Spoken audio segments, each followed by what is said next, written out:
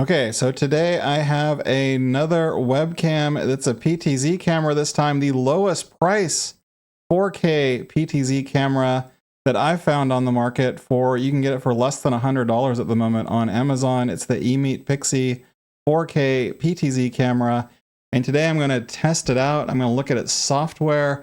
I'm going to see what the image looks like in its default settings without any of the software done. And this works, by the way, with the new Windows pan tilt zoom kind of native camera settings as well.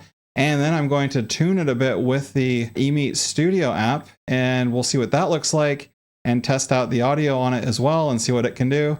Let's get started. Okay, so the first thing I'm going to start out with is the default image and the default microphone pickup using none of the EMEET software. This again is the EMEET Pixy gimbal camera, so it's 4K AI tracking. What I can do is also change the gimbal setting to track me. So the way to do that is to put your hand up and then down.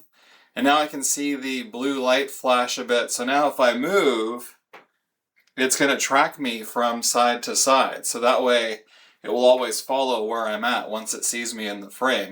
Okay, so that looked okay, but it was, I would say, a little bit on the overexposed side. It looked a little bit greenish to my eye in terms of the colors and everything. So let's go ahead and try to tune that. And for that, I'm going to use the EMEET Studio software. And just a heads up, the EMEET Studio software, unlike the older EMEET camera software that I reviewed in previous cameras like the 950 and 960, it looks more secure to me as someone who's into cybersecurity. It does not require the app to launch as an admin with elevated privilege every time you open it, which is a great thing. So thank you to the EMEET team for that.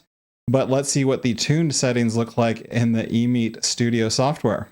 Okay, so I've loaded the EMEET Studio app and I've adjusted the image a bit, but you're going to see a little bit of frame dropping and things. I have kind of taken the settings down a little bit to match it to what I prefer in terms of how my Sony is set up. And if you look at what it normally comes on with auto exposure, I think that is a bit too overexposed, but you'll see the performance of the video kind of improves a little bit with the auto exposure turned on. I left the sharpness more or less the same. I turned down the saturation. It looked a little bit oversaturated. And I took the tone down just a tad. The default settings are 128.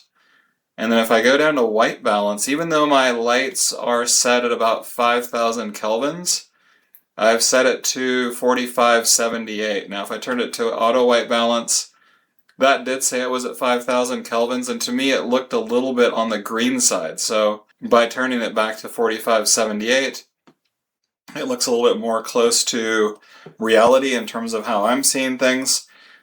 Brings a bit more red in, so I think it looks closer to real life and closer to the Sony, but these are the tuned settings. All right, so one thing that you did notice almost immediately, and I'm going to kind of interrupt myself here, is that camera is significantly dropping frames. Now, this is not just relegated to the EMEET Pixy camera. Pretty much any budget camera that has auto exposure, when you turn off auto exposure, it will tend to drop a lot of frames. And I think I'm dropping probably 20 out of 30 frames. It's probably around 10 frames per second. So one thing around the EMEET Studio software, it's pretty powerful, I would say, especially for a budget camera like this. And the fact that it does automatic AI tracking compared to some of the ones that just do like manual PTZ, it's a pretty amazing value. And I got it again and I paid for it with my own money, for under $100, which it seems like it's been the standing price, even though the retail MSRP is $160 on Amazon. So the other thing that I saw with the software, it's got a lot of kind of presets and things too. So you can set up different presets for locations if you're a teacher and you want to have a whiteboard or another area where you're standing in front of the classroom, those types of things, and you want to set zoom and pan and tilt. You can actually go to those different presets and have it move between those pretty quickly. It also has the ability to do hand gestures, so you saw that I could turn the tracking on and off basically by putting my hand in front of the camera, similar to this, and then that would basically show the light start flashing, and I would know if it's green or blue, what mode that it's in. So it's actually giving me that feedback back as the speaker into the camera. Audio, it's passable. It's not great. I don't think any of the audio from pretty much almost any webcam is great. So I'd say the fact that it has a microphone in it's probably a win. And there are a few different audio modes that you can use. Now, the other thing that's nice with that software, if you use EMEET Studio, it actually has some settings that we don't expose typically to a lot of cameras. The fact that it has both white balance and tint is a good thing. So a lot of times, like you saw with the default image, in my opinion, it was a little bit too much on the green side. So you can move the tint over to the left a little bit, and that way it kind of cancels out that green hue. And you can also play with white balance if you want a warmer or a colder image. My lights are around 5,000 Kelvin, so it didn't quite match up with my lighting. I had to go to around 4,400, but I thought it still looked pretty good whether the auto exposure was on or off.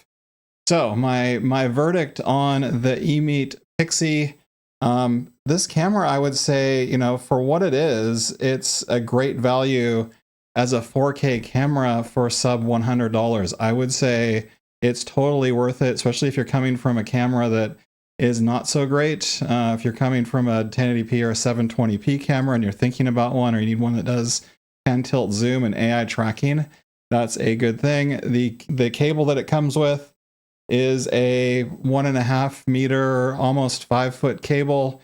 The nice thing is it does have an A to C, or I should say a C to A adapter on it. So regardless of the system that you have, it has a USB-C plug at the end of the camera and one that goes in the computer, or you can adapt it to USB-A. The other thing I like about this camera is the camera base. So the camera base itself, let me just try to get this into focus. There we go. The camera base itself is really like thick, beefy metal. The springs are very taut, like it feels like quality. And it has a quarter 20 on the bottom of it. Let me see if I can get that into focus too. There we go. It's got one of the normal camera mount quarter 20s. And so that means you can use it for other stuff as well. So just having this around as another means of mounting not just this camera, but other cameras, because the hinges and everything are tough enough to where they would probably sustain a heavier camera, assuming that it's balanced. Hopefully this is helpful for you in terms of the EMEET Pixy and how that camera looks, how it sounds, how it works. And if it is helpful, please give me a like, subscribe to my channel for more tips like this, or also everyday tech tips, and we'll see you again soon.